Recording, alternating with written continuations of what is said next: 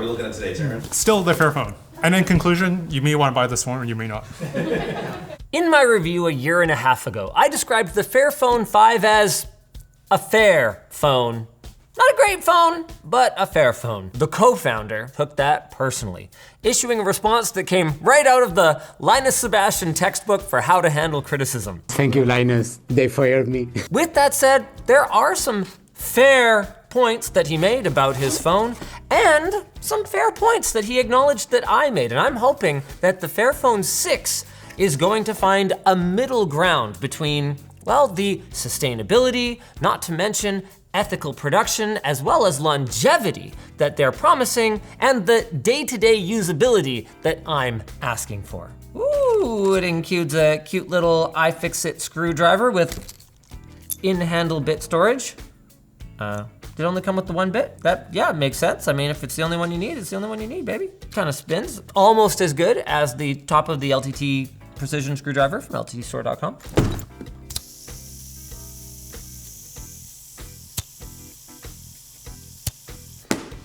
It does make their point really well that a major focus of the Fairphone 6, and in fact, of every Fairphone, is on repairability and sustainability, allowing any of the 12 major components that can be replaced in this phone can be done with just one screwdriver bit. Super cool. Ooh, you know what else is cool? Modular interfaces. This little silicone-y style card holder, little something like that, and also this finger loop. Very cool. Hey, look, Braille on the packaging. You like to see it, or well, feel it. I'm not fluent in French, but is cordon de téléphone really the French term for a lanyard? And like, wow, what is this thing? It's really big. Fashion statement maybe? Or some other kind of statement. Linus, don't piss us off. Or else. There's also a protective case. Yup, that's a phone case. And as always, that word, fair, is at the center of their entire design and production philosophy. They claim that over 50% of the materials in the Fairphone 6 are fair or recycled, that they are 100% e-waste neutral, and is built using green energy. It includes a SIM removal tool, and if you're not a reviewer, that's about all you get in the box. Now we just have to figure out if it's a phone that anybody would want to use. Right out of the gate, I like what they've done with the ID. It's clean. And that's good because you're gonna be using this thing for a flipping long time. Fairphone promises 8 years of software updates for security and 7 major Android iterations, which I suspect is somewhat at the mercy of Google. Like if Google were to switch to a once every 3-year cadence or something like that, I'm sure Fairphone's not gonna support this thing for 21 years. We've got a SIM tray at the bottom that contains a pretty cool surprise. One moment. Dun, dun, dun, dun, look at that. See? A SIM tray. And then on the other side, where there's room in basically every phone these days, they just choose not to put it in, micro SD! That's right, my friends. Instead of having costly storage upgrades, the Fairphone comes with 256 gigs of storage, and then you can put whatever size micro SD card you want, up to like 2 terabytes, I think these days they go up to. On the bottom, we have a USB 2 Type-C port, as well as our speaker port and a mic port. Over on the right, we get the power button, which has a built-in fingerprint sensor. You love to see it, as well as the lime button. Oh, okay, so it's a slider. We'll have to have a look at that a little bit later. Noise canceling mic on the top, and volume rocker over on the other side.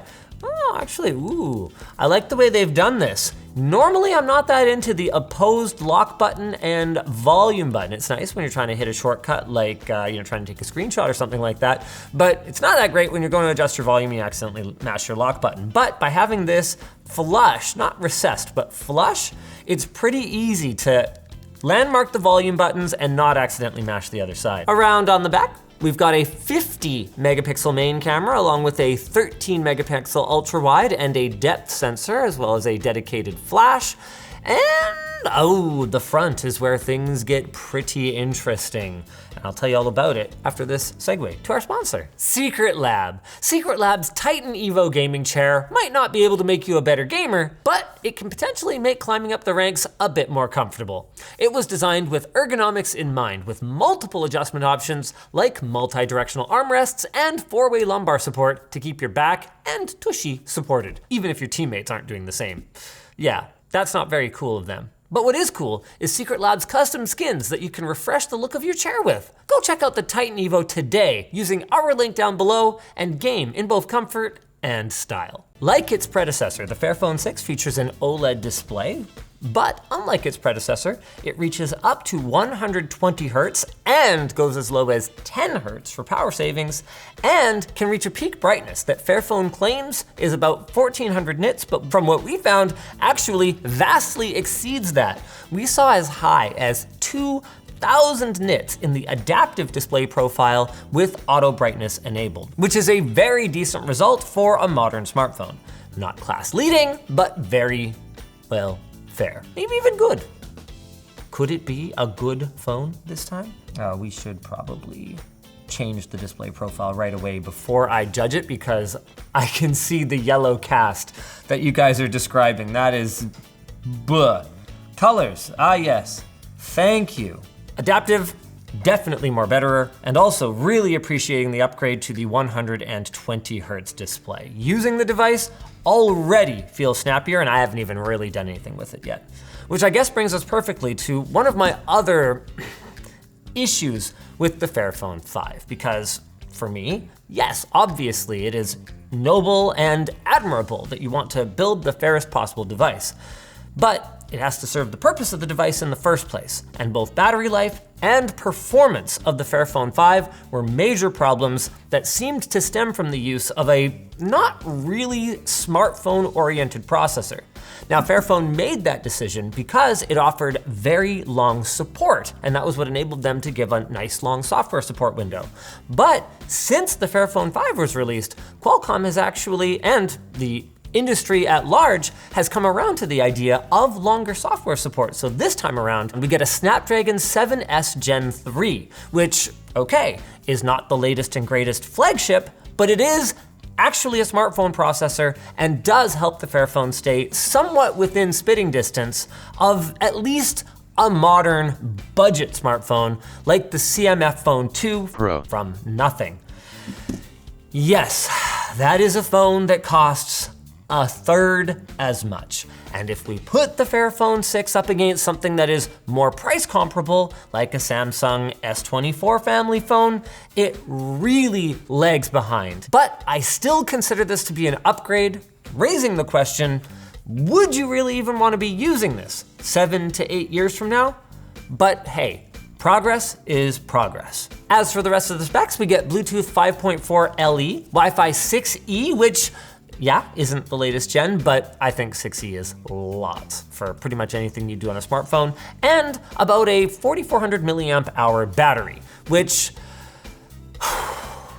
could be a sticking point for some folks, but I think what I would rather highlight is the improvement here. Thanks to their use of a considerably more power efficient processor, they went from about 10 hours in our media playback battery longevity test for the Fairphone 5 to about 15 hours. That's a massive improvement. So I guess we don't have to go outside and use our phone less.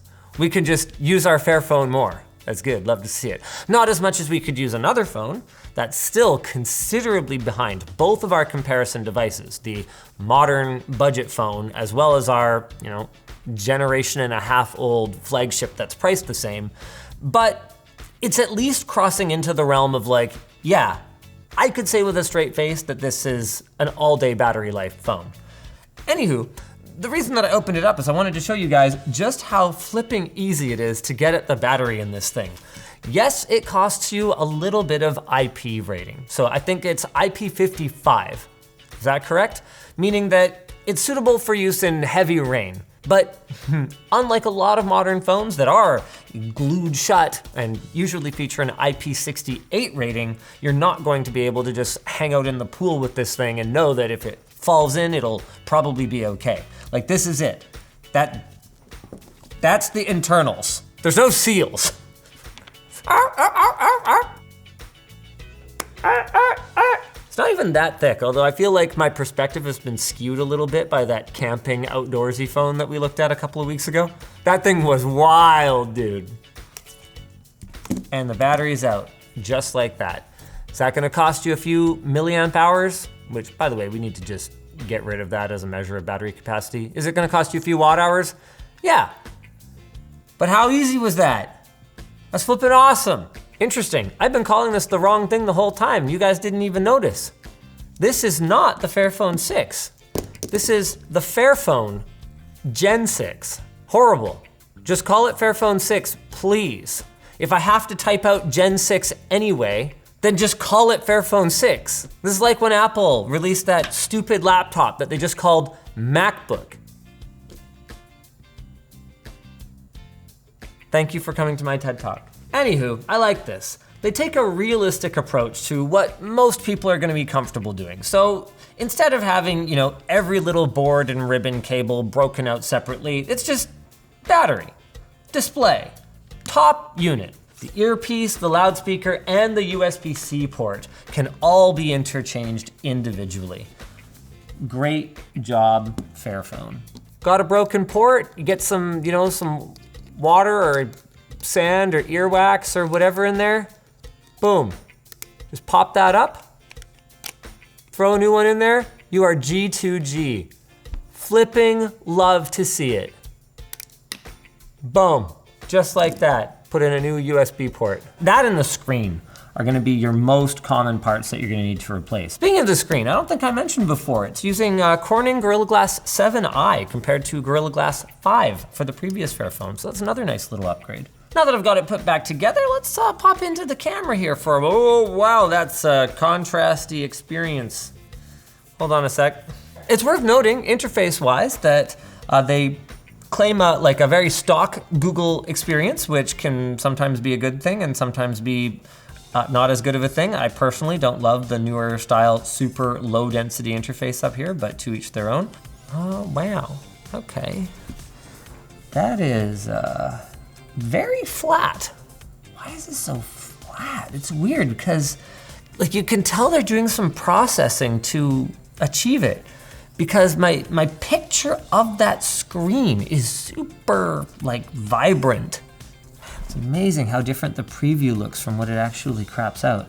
That is some of the least pleasing bokeh that I have ever seen on any camera ever. See that difference? Just taking the shot from a slightly different perspective, how washed out the skin tones are in this one. Now for my classic Android judder test.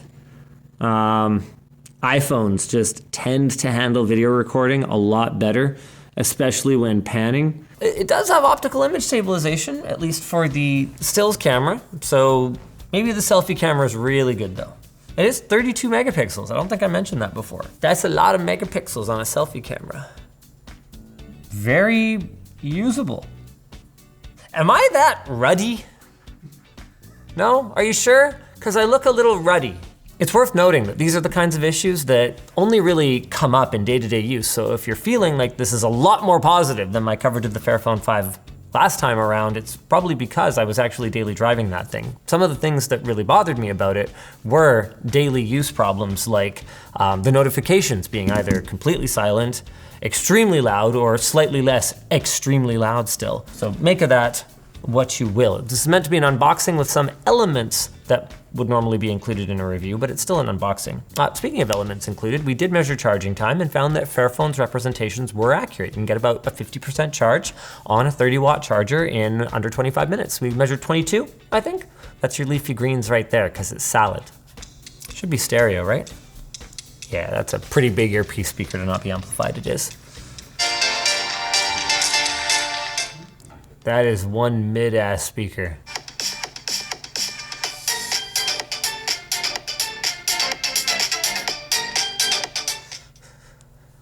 Yeah, it gets pretty loud, which is good. Kind of makes me want to use my Bluetooth headphones. Oh, That's something I didn't really mention earlier as we were doing the physical walkthrough. In spite of having microSD storage, which was one of the big features that phone enthusiasts lost over the last several years, it does not have a headphone jack. So you will still be stuck with either a USB-C adapter or with Bluetooth headphones. Oh, there was one more thing that I wanted to look at. The English button, the limey one. This is, what do they call this, moments? Basically, what you do is you create a moment, I'm gonna call it family time. And then you decide which apps you can access during that moment. So I'm gonna say that I need my camera. I'm allowed to listen to music during family time. Oh, photos, clock, so I can set game timers and whatnot. You get 5 apps. Can choose a background. These are so different from each other. And then that's it.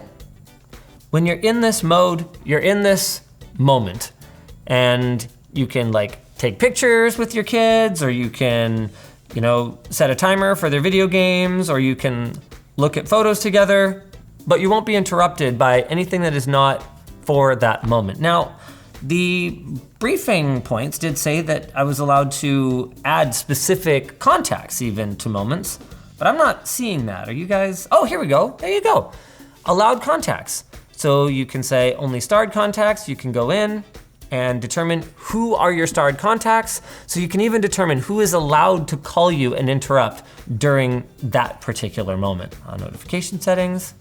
Oh, someone who calls multiple times, it'll allow them through because that would indicate maybe that something's an emergency, even if they're not a starred caller. And flipping into a moment is as simple as sliding the line button right here, and flipping out is as simple as sliding it back. Honestly, the fact that it's so simple to slide out of a moment probably would make me less likely to actually adhere to the things that I'm supposed to be doing in that time, but I can see why they do it this way. The last thing you want to be is a barrier to your customer using the device the way that they want to use it. So it's still on you to have the discipline to stay in the moment. Speaking of barriers, one of my other major criticisms of the Fairphone 5 was, of course, the price. When you compare it to what you can get at that price point in terms of phone functionality, it's pretty tough. It's not like they don't have a value proposition with the whole fairer materials and the long software support, but especially now that more mainstream devices are also offering long-term Android support as well as security software support, that has become less of a compelling selling point, and I think basically it comes down to your interest in fair materials. Though, actually, one of the things that's new with the Fairphone 6, which by the way, I'm gonna continue to call it this whole Fairphone Gen 6 thing, that doesn't work for me, is that they are apparently sourcing ethical gold, which I only recently became aware of all the mercury, like tons and tons of mercury that's being dumped into Amazon rivers by illegal gold mining operations. Because it makes it much easier to get the gold out of all the crap. It just pulls the gold out, combines with it, and then it can be extracted. Well, that mercury just gets dumped into the rivers. It's causing birth defects and infecting groundwater. It's one of the deadliest toxins known to man.